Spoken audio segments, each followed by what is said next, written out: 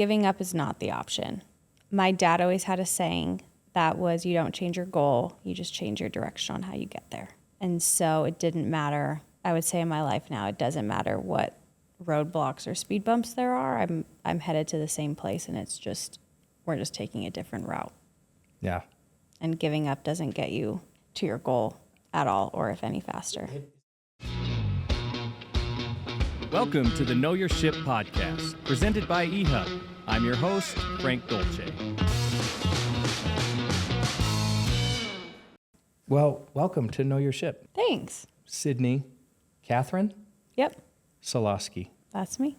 How do you feel about social media and people know a lot more about you than you would guess? Does that make you uncomfortable? It does now more at this stage of my life than it used to. But I do think that I grew up with it enough that I don't think it's as weird or as violating as some older folks. Were you trying to be nice? When you said older folks? Well, I just don't want to offend anyone. Is that what you... That's interesting. Why would that be offensive to be older? Well, no, I thought, no. Saying being older wasn't offensive. Other wordings could have been. So Like what's another way of saying older that would be offensive? This is a trap. If I said I was like, oh, old people. Like, I feel like that has like... A funny connotation? Yeah. There's But nothing maybe- wrong with being old. I think I know, aging is beautiful. Yeah, I do too. Everyone does it. I'm in the middle of it. We all are. I think it should be like the connotation should be more like elder, like wise. They have life experience. But life You know what I mean? experience doesn't mean that you're wise. It doesn't necessarily mean that you're wise, but let me give you an example. Okay. You're super smart. Did you ever get lower than an A? Mm-hmm. Barely. You were academic All-American, right? I was. Academic All-Conference, academic All-American. You had a very high standard. You got really good grades. Yep. And you and I could take the same leadership principles class and have a different experience in that class because of my lifetime experience in the workplace, Yeah. which is just longer Yeah. than your experience. So it doesn't necessarily mean wise, but I have a lot more context Okay. in that scenario, I would That's say. fair. How do you feel about that? Because it's really interesting that you mentioned this. I don't know how we got onto the age thing, because I was thinking right before we started this, like, Sydney's going to be the youngest guest I've ever had. And then I thought, I probably shouldn't say that. Here we are. I know, people might think that's weird. No, I don't think that's weird. Just different context. Anyway, you have lots of interesting experiences in your life. That is Tell true. Tell us about this one we started with. Okay, so if you don't know, let's just do the rundown, okay? Lifetime, highly accomplished gymnast. 5-time All-American Yep. at the U, the University of Utah. Go Utes, yep. You won several, I call them meets, but do you Yeah. call them something else? No, meets is correct. Okay. You specialize in the floor routine at the University of Utah, but growing up, you were like an all-arounder. Yep. Like, and you were very successful. Won lots of awards, lots of trophies, all this stuff. Yeah. Okay. So gymnastics, especially recently, I think we're hearing a lot of the dark underbelly of gymnastics. And one of those things might be like this verbal, abusive relationship you have with A coaches. coach. Yeah. So tell us about that. My experience, or why in the sport Yeah. it occurs? Yeah, I like both of those. Both. I think if we look at gymnastics as a whole, as a sport, you're very young when you start out. So, like, for example, I was 5, and that was considered Was that a late start? a late start. Whoa. There's a lot of people that do it, from the age of 2, 3. So it's very, very young girls. It's super subjective. It's judgmental. It's not like you're just like putting on pads and like running into someone. Okay? I don't know why. I don't know exactly why she would say that. But the entire premise of the sport is being perfect. Uh-huh. Right? And I think that is very hard for a lot of other athletes to understand that, like, just to relate it to you, it didn't matter how pretty the ref thought the touchdown was. If the ball crossed the line, it counts. Like, nobody in the stands, after you scored a touchdown, you didn't get somebody holding up a card. That I think it should be 6 points. Right? Exactly. Yeah. Yes, I cared, though. Yeah, I mean, I cared how pretty it was. for sure. I would say in the history of the University of Utah, percentage-wise, I probably had the highest number of appealing Looking, touchdown plays. okay. Love the confidence. I don't think it's confidence. I think it's just Facts. objective. Objective. Okay. So yeah. Yeah. It's very objective. The gymnastics, like, origin, obviously it goes back like a long, long time, but a lot of it is older men. As coaches or As coaches. judges or, okay. Coaches are typically older men. A lot of them are Eastern European, came over, brought kind of the gymnastics culture to North America to now have what it is. And your peak of the sport, you're probably 16 is when you're eligible for the Olympics, but that is kind of the age in which you're probably peaking in your career, which is very young. So you have a sport that is derived in perfection where when all of that is happening, it's like a very prominent age, especially for young women. And a lot of coaches use that and abuse that. And I think that that's where you see it kind of coming out, is that you don't have to be in an abusive system to be successful. But a lot of, I think, how gymnastics was taught was that it was this very like tough love, which I agree with, but we got to a point where it was taking it past an athlete coach relationship and it was getting, personal and a little bit abusive. In the feedback that they would provide. Feedback, personal attacks, just I had a lot of teammates in college that would have, experiences that they would tell me about that I didn't experience. Mine was very much like telling me I was worthless, I was useless, that I was disappointing everyone around me. I'd be better off if my family was dead. This is from a coach? Mm-hmm. And is this in the context of you've just performed and you didn't perform at a high enough standard? Sometimes a lot of it was mainly in practice of I told you to do this and you couldn't figure it out. Like, you're useless. You're worthless. Yeah. Does that come from this Eastern European coaching culture, or is this gymnastics culture? I mean, so in athletics, that kind of relationship with coach and player is not so rare. No. It can be and feel like an attack when you don't perform well. And I'm not diminishing what you're talking about. So I'm trying to understand if there's something more in gymnastics from your experience. As a third party, I think we heard about that fairly regularly. And now we hear about it a lot. People are coming out and talking about it a lot more. I guess the question is, how did you respond to it? How did you manage it? Well, let's just start there. How did you respond to it? How did you manage it? Not well. It was happening for a while, and I just started telling my parents I wanted to be done. I wanted to quit the sport. I had no interest in it. I would fight with my mom about going to practice. I didn't want to do it. I would cry. And I never told them why. I just told them I just didn't want to do it anymore. And so it took my parents taking me to therapy, which ended up being the greatest thing. And I, opened up to a third party about it. And I just told her, like, I'm not interested. If that's what it takes, I don't want to be a part of that. And we worked through it. My parents got involved. They felt horrible that I was being told these things and they didn't know. And so they went to my club coach, who I had my entire career. And she was pretty unaware of what was going on and brought me back in the gym when he wouldn't be there. So I kind of was on like a odd training program. Okay, so you had a female club coach. Yep, and a male. And he was also a club coach? Yeah. So this was like back, like when I was in middle school, high school. Yeah. And I attended a lot of my kids' practices and things Yeah. as they were growing up. Are parents not allowed in that gymnastics scenario? I mean, because if parents are there and this is happening, then you would think there would be some action. Yeah. taken. So my practice schedule was pretty much Monday through Friday, 7 to 9:30 in the morning, and then again from 2:30 to 6 p.m.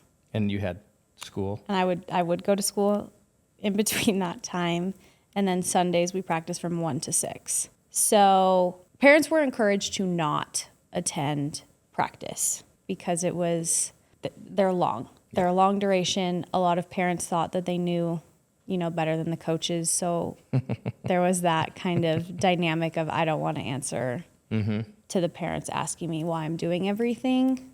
And so no, my parents did not. It was encouraged that they were not there. They put up a gate to try to Oh my gosh. keep it out. And it wasn't to hide what was going on. It was mainly to just let us, because there's a lot of parents that live vicariously through their kids. For sure. In the sport of gymnastics, that is really, really common. And so there was a level of protection of you as a kid being like, hey, I want you to practice without being terrified of your mom. Mm-hmm. So I don't think that it was. It wasn't necessarily to hide anything the coach was doing, but there was this But there was stuff going on that parents weren't being made aware of. And so once they were aware of it, then the gymnastics club that I was a part of, took action and terminated. Oh, gotcha. Yeah. Okay, so you went through this experience, and this experience didn't motivate you to try harder. It was like, I'm done with this. Because it wasn't, it's always framed as, well, it's because I expect more of you, or I think that you're better, so I'm going to be extra hard on you. And I could have handled the tough love. I just couldn't do walking in every day not knowing who was going to be my coach, whether it was going to be someone that was supporting me, wanted to help me, or if I was going to be, screamed at, yelled at, that type of thing. So I think that a lot of the fear came in from not knowing what you were going to get. Yeah. Are you a coach? No. Do you ever want to coach? I'm not opposed to it. I'm not in love with the idea of it. I think it would be great to give back because I love the sport, but I don't think that I maybe possess all of the traits that coaches should have. What are those traits? Patience. Yeah. I would say I'm not the most patient person. I had one bad coach in my career, which was 17 years. You had this period of a terrible situation. Okay. Yeah. Prior to that, I had amazing coaches. Even during that, my club coach was amazing. After that, I had great coaches, and then I came to college and had also great coaches. So I have seen the passion that they have had for the sport, and I just don't think that I have that. And I think that as a young athlete, you do deserve your coach that wants to be there. And I just don't think that right now in my life, I don't have that. So I don't know if I'd be coaching for the right reasons. So as you look back on this experience, and we'll talk more about your career, but specifically with the difficult coach, what are your lessons? What are the lessons you took away from that? Do you think about that in the things that you do today, and does that guide how you interact with people in a leadership role? I haven't thought about it in a very long time, to be honest with you. I think the lessons that it taught me was that everyone is going to have an opinion of you, and everyone is going to say what they want to say, and it's my choice whether or not I internalize it. And so I think I got tougher from it, which sounds kind of horrible. But I know it's like you don't want to give that guy any credit. It's not credit. It's more. But yeah, I didn't need what he thought of me to be what I thought of me, and so I would say that would be the only credit silver lining of that situation is that I don't let what other people say about me dictate how I feel about myself anymore. Yeah. Yeah. Well, what's wrong with that? In that time, you also had all of these incredible coaches. Actually, I want to talk about that next. Were you the sole gymnast in your family? Was this like something your parents did, or did you have friends or other family members? No, my parents participated in gymnastics when they were in like high school, but it was very like recreational and like what everyone kind of did. Yeah. But no, I was the first one in my family that did it seriously. Okay, so outside of this little period, 3 to 5 year period, Yeah. how would you describe your relationship with gymnastics? Did you love it? Did you thrive in it? Did you hate it? Or were there times when you just thought, I don't ever want to see a mat again? I would say when I was younger, I fell in love with it, and I always had the dream, as most young athletes do. I always had the dream of I wanted to be an Olympian, and then that went into I want to be a college gymnast. I want to like have that experience. It's always what I wanted out of it. And then I went the elite route to try to, do the Olympic thing, and it's really hard. And The it's Olympic thing is really hard? Oh yeah. Is the Olympic thing really hard because of the level of competition? Or is there something? Level of competition, one, the training hours, just the commitment. Everything in my life was centered around gymnastics. What I ate, where I went to school, what friends I had. Everything was about gymnastics. And so as I got older, I started to like resent that. I don't think I ever had a friend come over after school. I don't think I ever went to a friend's house after school. How could you? You were always practicing. You were always in the gym. And so it was just, my parents kept telling me like there is something great that will come from all of this hard work and like the sacrifice. But I remember just thinking, I just want to be a regular kid, and I just want to go to a high school party. I just want to have my first beer. Like, I just want to do something that felt like I was like everybody else. Because I was always not weird, but I was always the one that like had that thing that like, oh, well, she can't come because she has this, or, stuff like that. I just felt like so much of my life was controlled. Did you feel like you couldn't quit at some point? I mean, you had a great career throughout college, and Yeah. that probably paid for your education, which is amazing. But did you feel like you couldn't quit at some point, or did you determine at some point, I do like this. I do enjoy this. This is a part of my life. I'm good at it, and I'm going to take it as far as I can. I don't think I ever felt like I couldn't. It was more that I always had this internal battle of like, I know that that would be the wrong thing.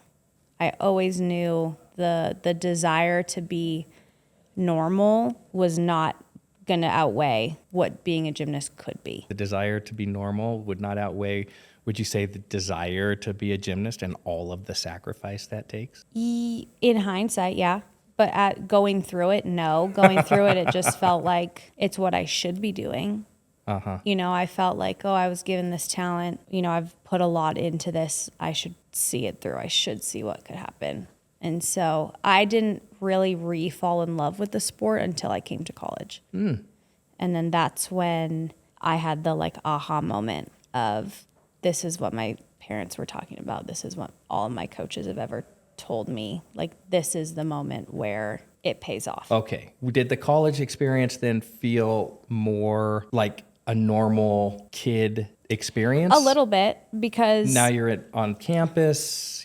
Although you're around teammates, you also have all I of was this now- other influence. I was part of a community that wasn't just sports. Yeah. And so, yes, it did feel like I got a little bit of, that freedom that I think everyone wants at some point. How many gymnasts on a college team? 12 scholarship athletes, and then Did you- additional. So we probably had, I think throughout my 5 years, we fluctuated from like 13 to 16. Okay. Out of the 13 to 16, how many would tell me a story similar to yours? Probably every single one. Yeah. 100%. It was they all very- had some crazy coach. They all were There was always married to some- the sport. Yeah, you don't, in my opinion, you don't make it to the elite of the elite Division I gymnastics team unless you gave it everything that you had and every part of your life. Wow. I have so many questions now that we're thinking about all of this. Because if you're the elite of the elite, which you have been, that takes a tremendous toll on your body. I want to talk about that. I'm sure you've had interesting injuries. Yeah. Can you talk about those? Like the major ones, because we'd be here all day. Yeah. First, We should have brought in we should have brought in the medical chart. Okay, let's do that. There's all of these lessons that I want to get to, but I want to fill it in with this background. So Okay. we're just going to go through this process. So let's talk about overcoming injuries. What was your earliest? Do you remember? first major when I was 11. I was in Belgium. It was my very first international trip. It was me, one of my teammates, and 2 coaches. One being the coach I didn't have a great experience with, and the other one she was also a judge. So At the event, she was a coach. And she was a coach at our club, but she was certified as a judge. So she came with us to help because there's a lot of like scoring nuances that are different when you travel That's the internationally. other thing I want to talk about is the politics. Don't let me forget that. Okay. I'll Okay. remember that. So anyway, I was in Belgium. I was 11. My parents finally got me a phone for the first time because I was, traveling 11. without them. Yeah. They were not there. And on the very first day on the uneven bars, I slipped and I fell. And so I broke both bones in my forearm like this. And so, I had to call paramedics. They had to reset my arm in the gym In the gym. because I was like losing circulation to my hand because of the way that the bones were. You were on the uneven bars. Do you remember what you were doing when you slipped? It's called a kip and then like a cast handstand. It's the most classic thing you'll ever see a gymnast do on the bars. And it was a warm up, and I remember slipping and falling. It happened in slow motion. It wasn't a competition. You were warming up. Warming up in a practice, and then snapped my arm into 4 pieces. Went and had emergency surgery. Yeah, I had no idea what was going on. Woke up with 2 pins in my arms, and yeah, no parents, just my coach. Just your super loving coach. Yeah, and so the other coach I was with that was a judge. She was awesome, and she's the one that stayed with me, and yeah, she was great. And at that time, my relationship with him was not bad. This was in the beginning when it was fine. It was good. So, but yeah, I was in the hospital for like 4 days In Belgium. in Belgium, and then flew home like a week after that. And what were your 11 years old? What were your immediate thoughts? This sucks. I was really upset because I really wanted to finally get to like compete internationally because that's like a big deal. And so it was just like a big blow to the fact that I wasn't going to be able to have that experience. But I would be lying if I said that there wasn't a slight bit of relief. About not competing? Not competing and just the pressure and everything being like let go for a short period of time. Yeah, I was young. So did you have a moment of this is my opportunity to leave gymnastics, or did you think now I have to rehab, now I have to figure out how to come back? Yeah, Okay. it was more of like, okay, how do I figure this out? Because at that point I was You're in still love loving with the it. sport. I just wanted to like have the chance. And so yeah, that was the first major one. Came back from that How long did that take? How long before you were competing again? probably 8 months. Just because it had to heal, and then I did have the pins taken out of my arm because they were starting to press up against my skin, and it really freaked me out. So I had them taken out, and then Do you have, as a quick follow-up to that, do you currently have any metal in your body? I do, Okay. which I have 3 plates and 12 screws in my left foot. 3 plates and 12 screws? Yeah, they're little, but yeah. I only have 1 screw. That's it. Where? In my shoulder. I feel like that's classic. The classic tale of a quarterback. Classic. Classic. football. Yeah. And it's a big screw. Okay. And they didn't even put me out when they just... That was the first major one, and then had some back issues, but those were, pretty normal. And then it was the foot. So yeah. And was that same era? How many... It was right before my 16th birthday. Okay. I remember that. And I broke my 2nd, 3rd, and 4th metatarsal on the balance beam. My foot caught, and my foot accordioned around the beam.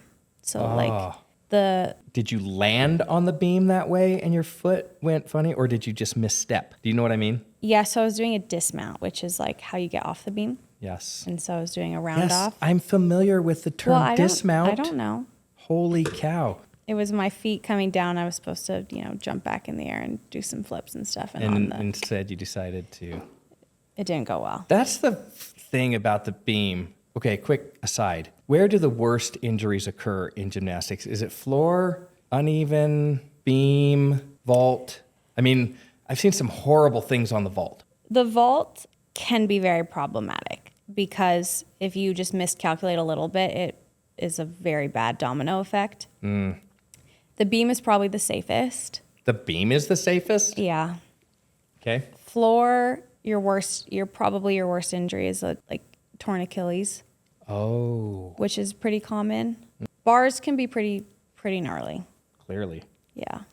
It's just on the vault, like they do the thing and they're flipping backwards and then they jump up and then their elbow goes like crazy directions. Yeah, it's a lot of Or a missed, like you don't rotate enough and then you take this weird landing. it's mainly the landings that hurt the worst. Yeah. But Okay, back to your foot. so I broke the foot. How The did foot you, healed. you wrapped your foot around the beam. Just so the- imagine like jumping on the side of something. Yeah, and then your foot just went around it and then broke. it broke everything. Broke everything. It healed. Then I was cleared to practice again. And within 2 weeks, I did the exact same thing. On the beam? On the exact beam. same thing. Same skill, re-broke it. So that's when we decided to throw a little bit of metal in there to keep it intact. And it's still there. It is still there. Yeah. Is it limiting at all? No, just because it's on the bone, so it's just my foot. It's a little bit fatter than the other one, but that's kind of about it. It hurts when it starts to rain and get cold. Are you but making that up? no, That's true. Yeah. You can tell, you can predict the it weather. hurts. Yeah, it feels like gets really achy. Really? Okay, so that's 16 years old. Where are you in school at this point? Like 10th grade. Have you been getting interest from colleges at this point? Yes. So are you trying to make the Olympic team in Canada at this point as well? Yeah. So I broke my foot a week after the Olympic trials. A week after. Tell I'm me pretty about sure. the Olympic trials. How many times did you try for the Olympic team? Just once. Just one time.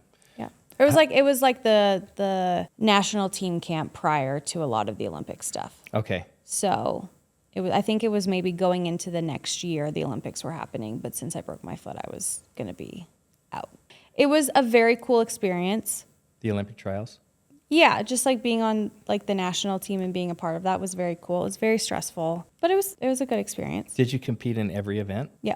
And then how close were you to making the Olympic team? Is there any sense of that? No. Oh my God, I'm going to cough. Sorry. Oh, I thought you were going to cry. No. I was like, I really struck a nerve there. I'm not that sensitive. We're going to dig into that. What are you most sensitive about? What is the thing that makes you like start to feel a little emotional, tug at the heartstrings? Is it like a terrible rom-com? That's a romantic comedy. Yeah. No, I mean, I'll get emotional when I watch like videos on my phone, like military coming home videos make me cry. Those like, are the worst. people telling, I know. Like, yeah, that I one can't- is like gut wrenching to me. I can't watch those, and then I'm like, oh, watching them. Yeah. They're so but they're like, uplifting. it's like a wholesome, Yeah. I would say I get most emotional from those types of videos, like a happy cry. Got you. Is mainly. Are you like what's your personality? Are you like tough? Do you know the color thing? Like you're a red or you're a blue or you're yellow or you're a type A personality or you I'm type A. has that been diagnosed? or is it self-diagnosed? I Did you think- take a test to do? I used to take all those. I know. We used to have to do all those personality things. Yeah. I would say I am, when you first meet me, I'm very direct. I'm very blunt. Mm-hmm. I can be a little off-putting, cold. In which way? How do you feel like you're off-putting? I don't necessarily give people the benefit of the doubt when I first meet them. So judgmental is not the word I'm looking for, but are you guarded when you meet people? I think so. And does that have any basis in the way that you grew up? probably. Being like because you're the center of attention a lot, especially with all that you achieved. And so you're just a little more guarded. Just a little bit more. You think you learned to be a little more guarded around people Yeah. initially. Yeah. And then once I don't know if comfortable is the word because I don't necessarily feel uncomfortable around people. I just, When you have once I feel like I like you or I have warmed up to you or you have like shown me who you are, then I am outgoing. I am fun. I can be all of those things. But who I am if you first interact with me might change. Where would you say we are? We've met a few times, a handful of times. Right? Yeah. Do I have like the 100% Sydney version? Yeah, Or am I probably. still, really? Yeah, I'm sitting here. That was so. pretty quick. Well, I enjoy your company. I feel like I did something right. Yeah. Good for me. You got great pastries. I know. How do you feel about pastries? Like, pastries are my downfall. I That's love your pastries. weakness? Yeah. I- No, absolutely. And they're such my downfall that it's the thing I do for all of our podcast guests is I bring a box of pastries because then I have an excuse Yeah. to bring a box of pastry. I like treats. I like sweet. What treats do you like? What's your favorite treat? My favorite dessert of all time is a bread pudding. Oh, I have bread pudding. I'm very excited about it. Do you have a favorite bread pudding? Can you think of one? Or is it just generally like... Just a general. I don't like it to be too sweet. It just needs to have the right consistency. And Okay, let me ask you this about bread pudding. Do you like a bread pudding that is a little dry with a topping, or do you like it like moist all the way through? I know, that's the best one. Yeah. And warm, cold, does it matter? I'd prefer warm, but it's not that big of Yeah, warm's better. an issue for me. Warm's better. With ice cream or without? Maybe like a little dollop. Just a little ice cream. Well, I'm glad we share that. I love bread pudding. So good. Yeah. It caught my eye today. Maybe that's why. Who knows? It's a little invisible string. Yeah. Okay. Let's get back to your. I don't know how we got so far off topic. We're talking You about- broke your foot Went to the Olympics. right after the Olympic trials. We're not sure where you were No. on making the team, not making the team. How did you feel about that? Like you didn't make the team. You went through Yeah. the whole process. You were on the national team. You competed with the national team. You didn't make the Olympic team. Who were some of the athletes? Would we recognize some of the athletes from the Olympic team? The most famous one would be, her name is Ellie Black. She's been to, I think, 4 or 5 Olympics. Yeah. now.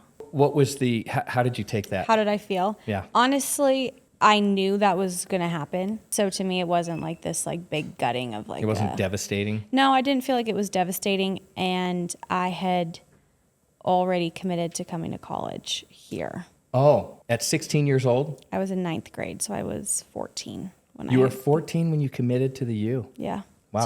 So Who recruited you? Greg Marsden. So it was, I felt like I had something that I was like looking forward to. It would have been like oh, that's really cool to check off the list and say that I went to the Olympics, but it was never like the end goal. The end goal was to come to college. So it wasn't like the worst thing in the world. So you committed at 14. You broke your foot twice when you were 16. Was there any wavering with the University of Utah once you broke your foot? Like they No. called and they're like, I don't know. No, we were very upfront with them on what had happened. We had sent over, the scans of everything, and they took a look, and it wasn't an injury that I was not going to be able to come back from. So that's when they felt pretty good about it. Who was your trainer? At the U? I had a few, like our athletic trainer. Yeah. Did they change? Or was there? Yeah, we had one lady. Her name was Katie. She was my athletic trainer through my junior, senior year, and then we had another girl named Melissa that came in and replaced her. Did they get involved with that analysis of your foot? I don't remember, to be honest. A lot of the communication was ran through my parents at that point. Gotcha. I was just there. Just like, I'm gonna. Okay, so when you were recovered from this injury the second time, was there like how do you get back on the vault? Or how do you get back on the beam? Like, is there any trepidation? Is there okay? Yeah, there's definitely like mental block Uh-huh. of like, well, I've tried this a few times, didn't end great. So did you change your dismount? I did.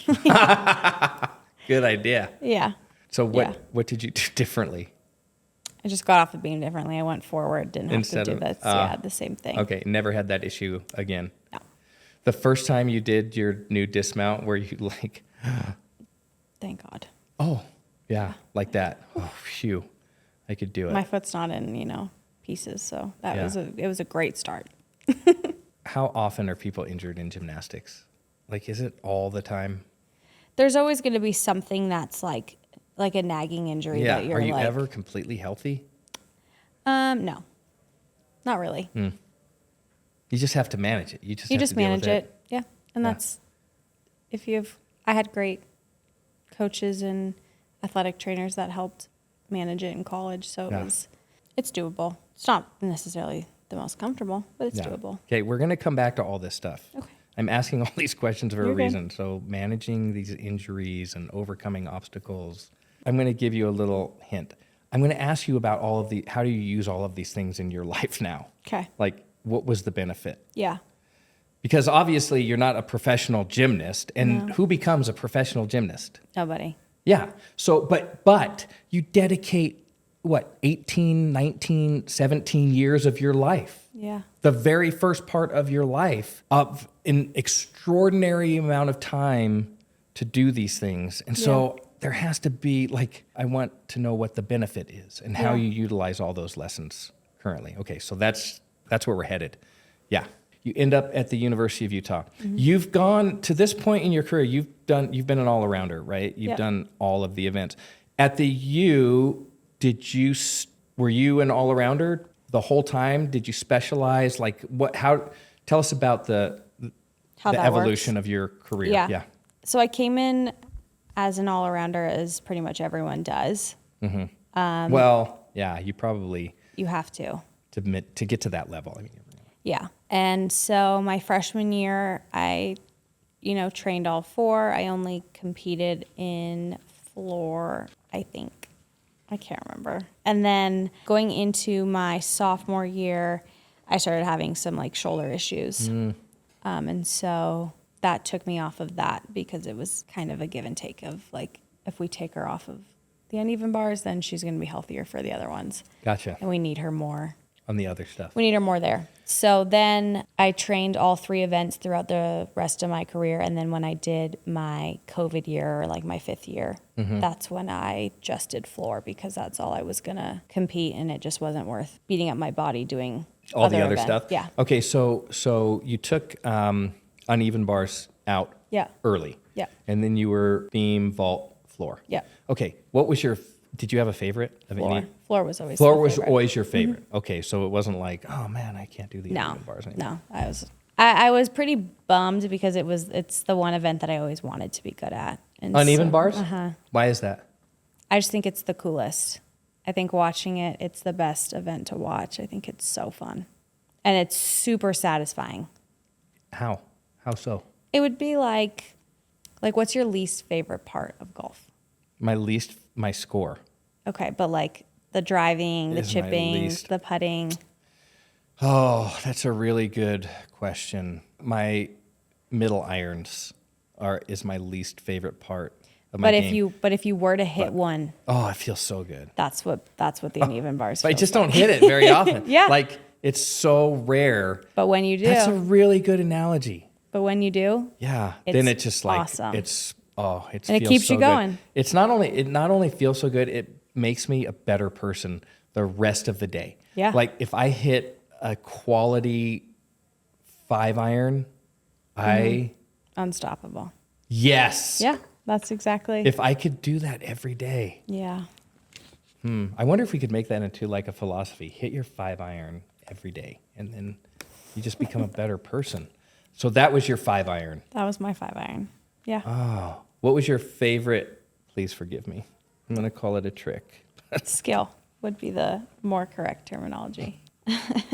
That's why, when people call football uniforms costumes, that's pretty offensive.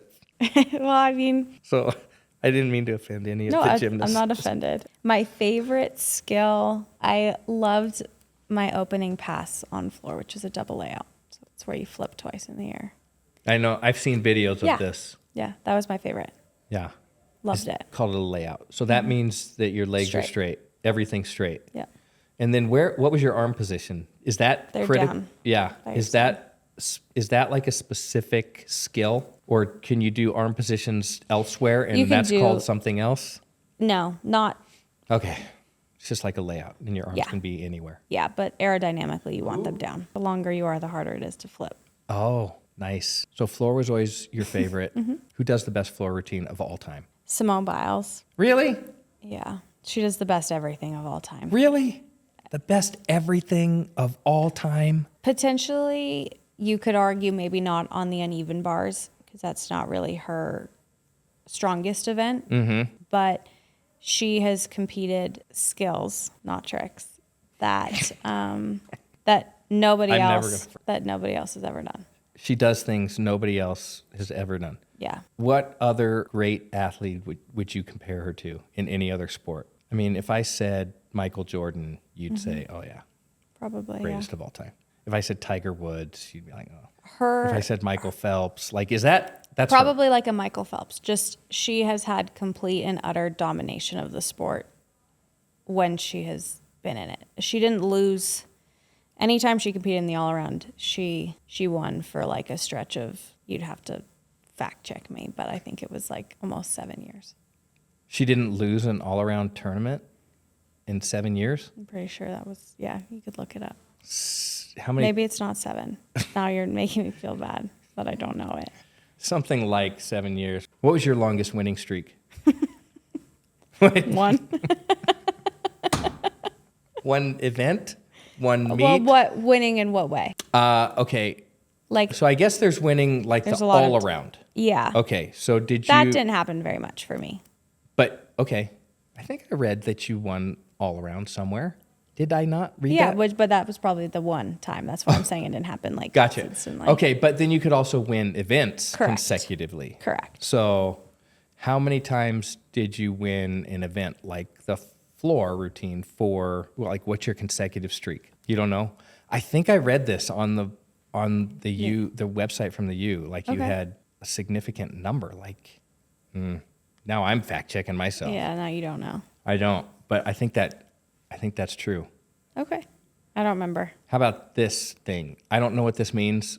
You can tell me what it means, Mm-hmm. but you hit 18 of 21. Career routines. Yeah. What does that mean? I didn't fall.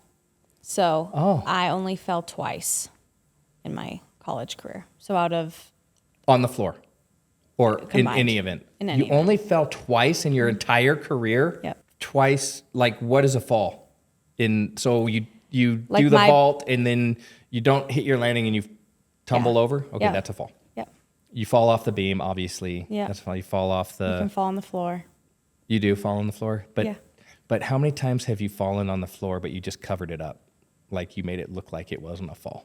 Could you do that? Not really, because a fall, like you're supposed to land on your feet. A fall would be your hands hitting, or your butt hitting, or your stomach hitting, or your back, or your head. Like it's pretty obvious. It's hard to cover that. Do you have a worst fall? Non-injury, I guess. Do you have a worst fall of all time? Or a fall that you were just like, what in the world?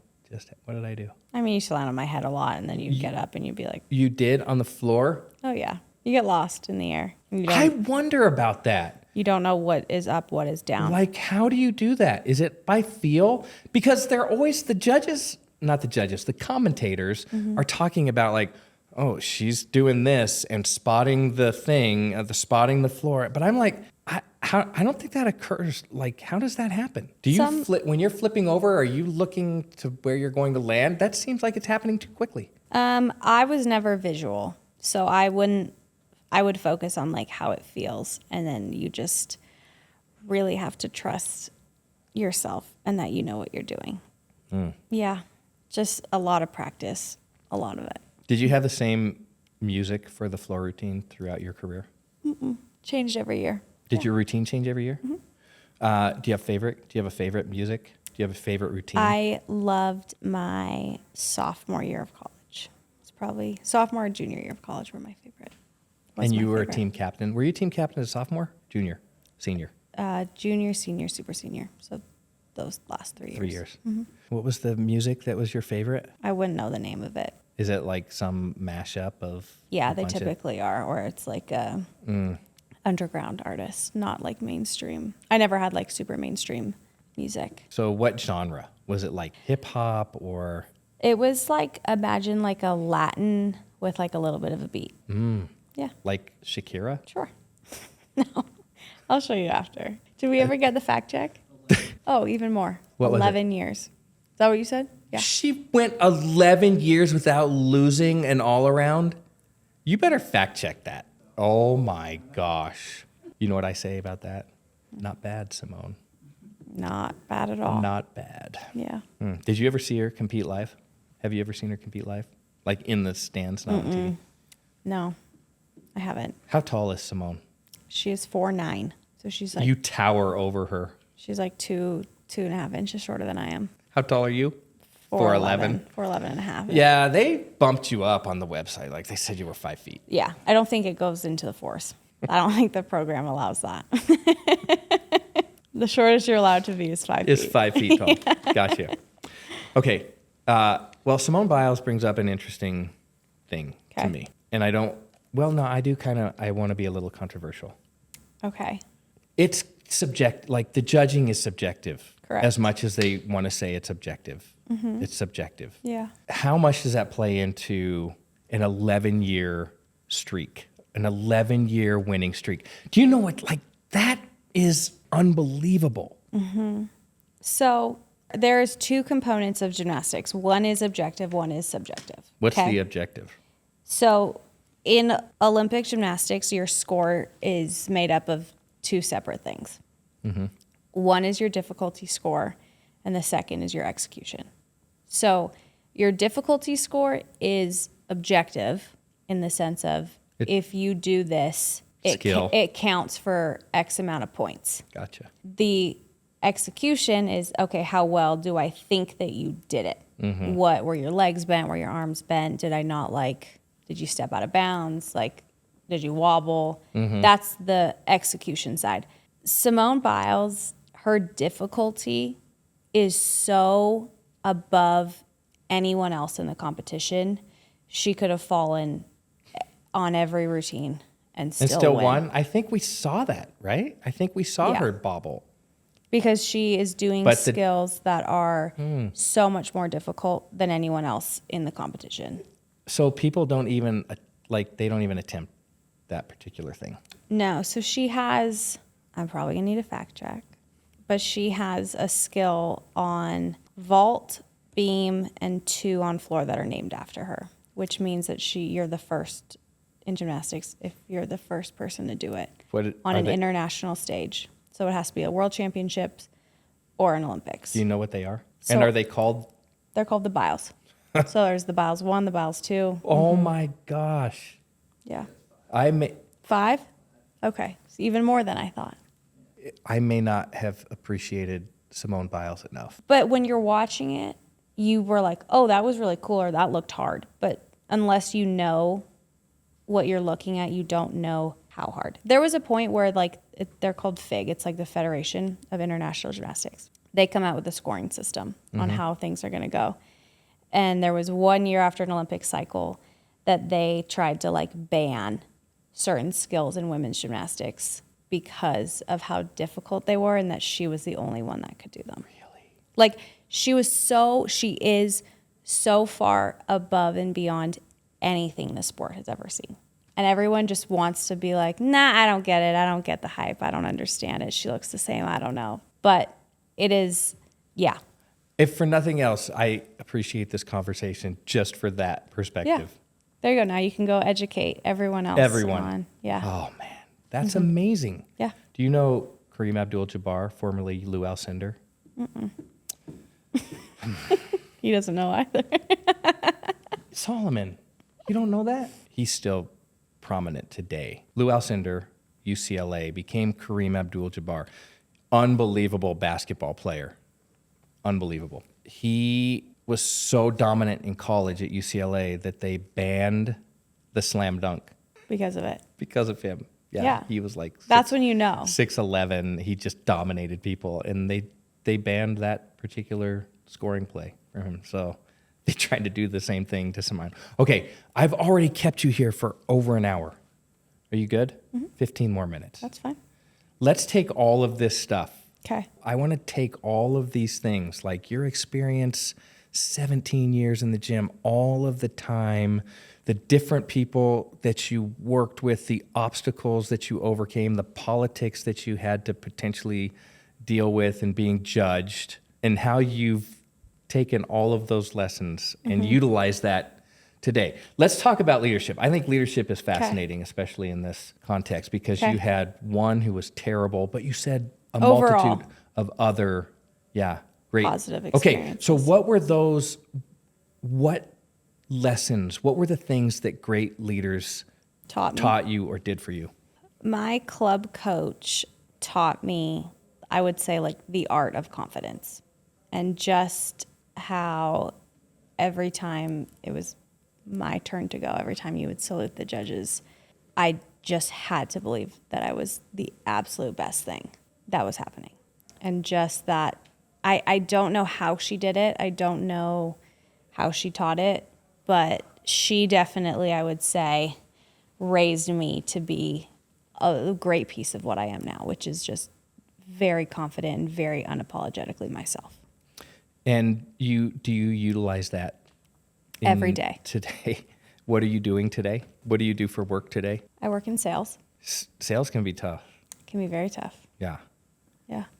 And that's a skill that you developed because of this particular coach.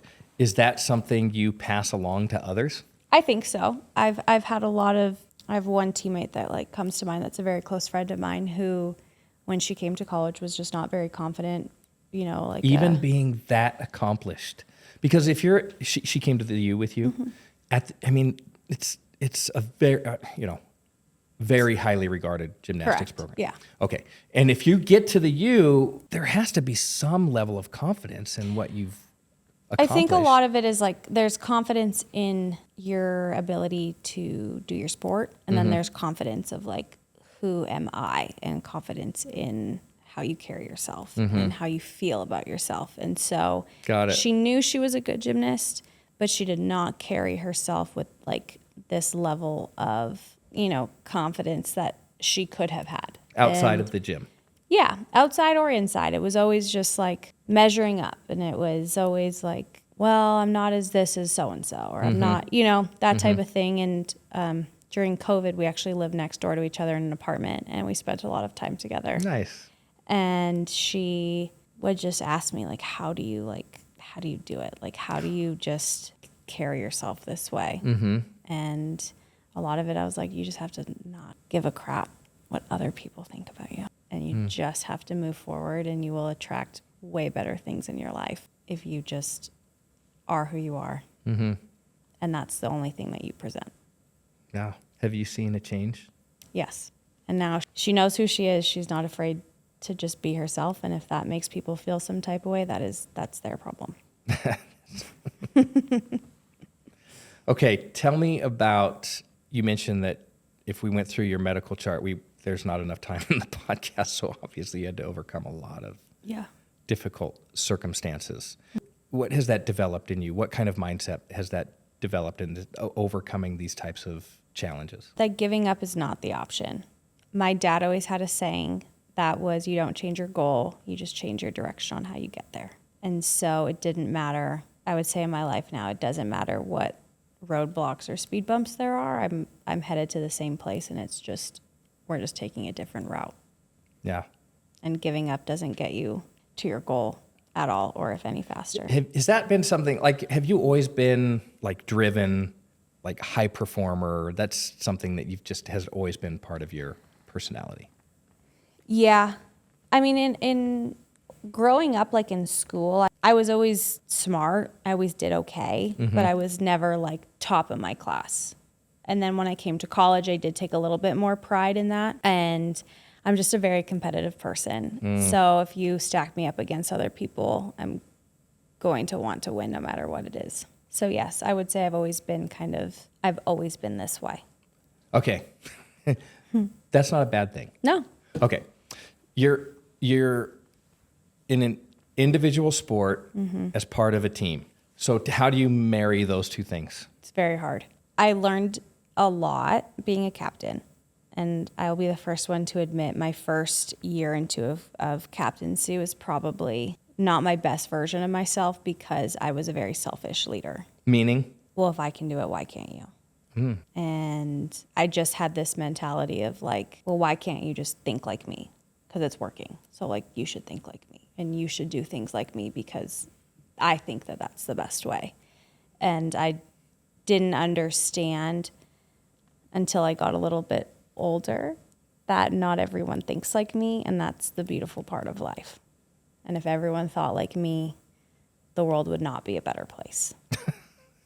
And everyone thinks differently for a reason, and everyone has perspective. It goes back to the life experience thing. So I was just going to say the Yeah. same thing. Yeah. Because you grew up, you had, okay, we've already talked about your bad coach, but you also had some really great coaches growing up. And I am guessing that the coach didn't instill in you, like, if people can't do what you can do, then they're not as good. Like, that wasn't a lesson that you learned. You had to experience that yourself to develop that understanding.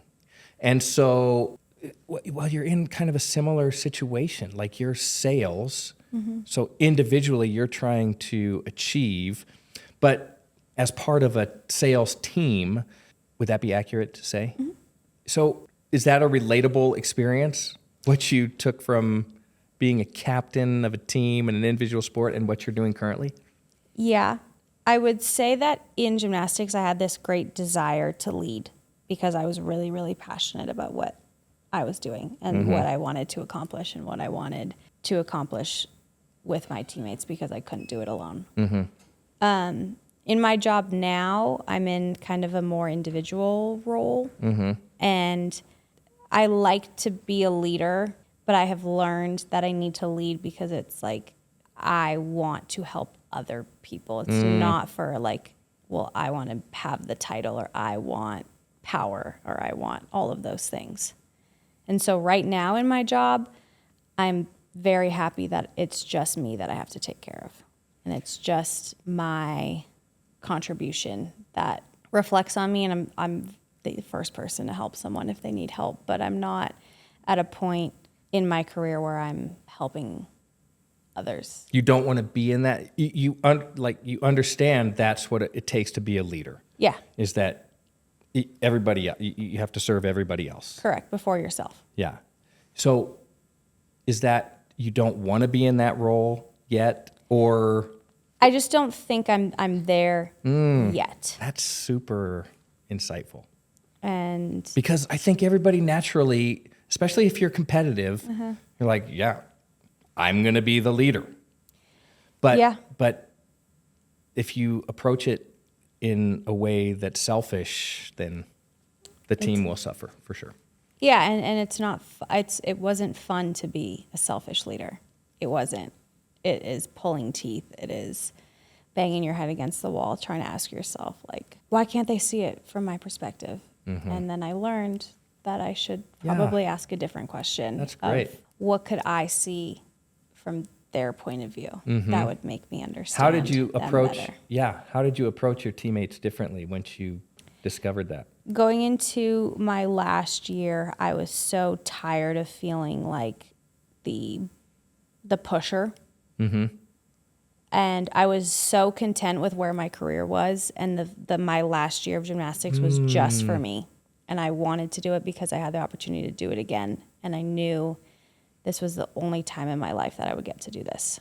And then after that final routine, I will never put on a leotard again. I'll never do gymnastics again. Like, that was going to be it. So I looked at my last year of, I'm content. I don't need anything out of this. This is strictly because I love it and I'm passionate about it, and I loved my teammates and I loved what came with it. So to me, I put aside a lot of my need for control, my need for power away. And not to give him too much credit, Let's not but give him any credit.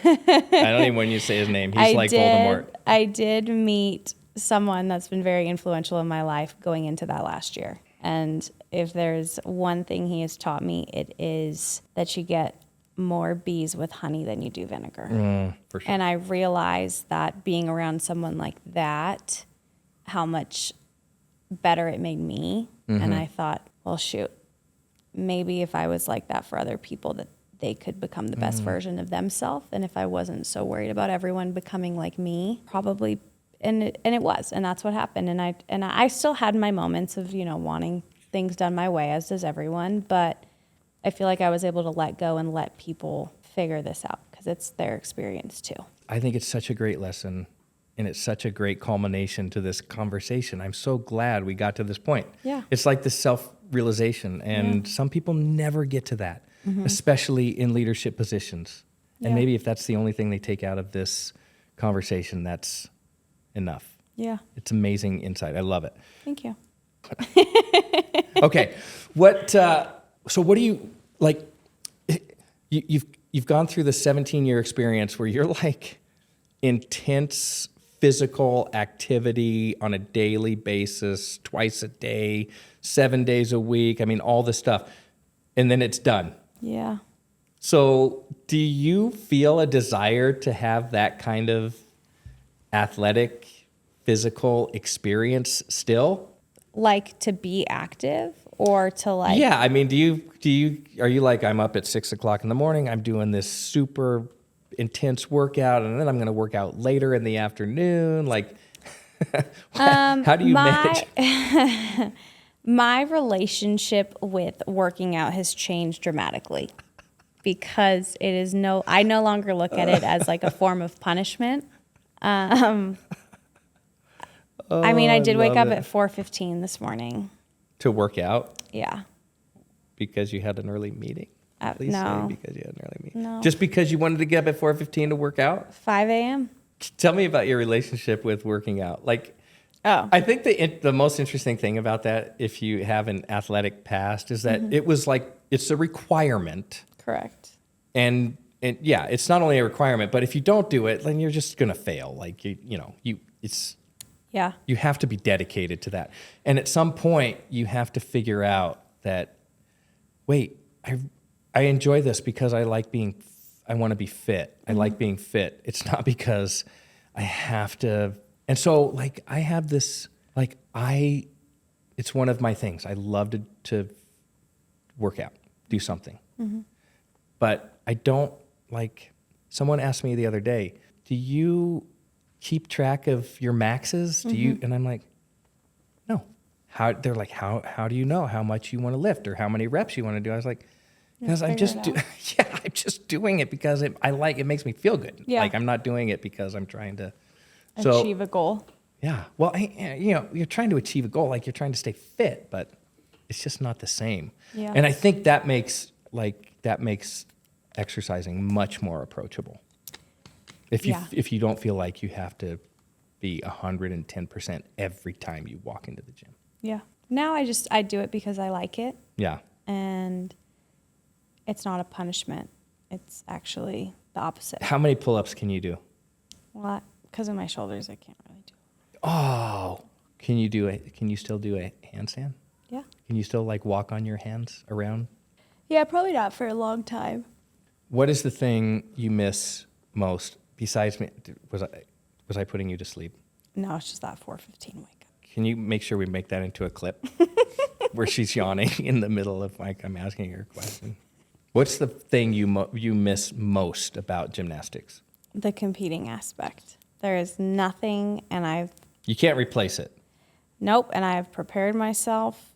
I went to counseling my whole last year to talk about the transition because I knew I was going to take it very hard. And I don't think there's anything that will ever happen in my life, and I know that sounds really pessimistic and negative, but I don't think that there will be anything that ever happens in my life that will replicate or feel anything close to the feeling of competing in front of 15,000 people. It was the coolest feeling, the coolest experience. If I could do that for the rest of my life, I would. Yeah. I'm sure you feel very similarly. Yeah. It's just you can't It's- replicate that feeling. No, No, and it's the coolest thing in the world. absolutely. Sydney, it's been so Thank you. great talking to you. Yeah. How about you and I go have a little bread pudding Fabulous. and we'll wrap this thing up. Sydney Saloshki, thank you. It's great to see you. Thank Come you for back and see having us me. again soon. Will do. Thanks. Thank you for listening to the Know Your Ship podcast presented by eHub. Don't forget to subscribe and leave a review.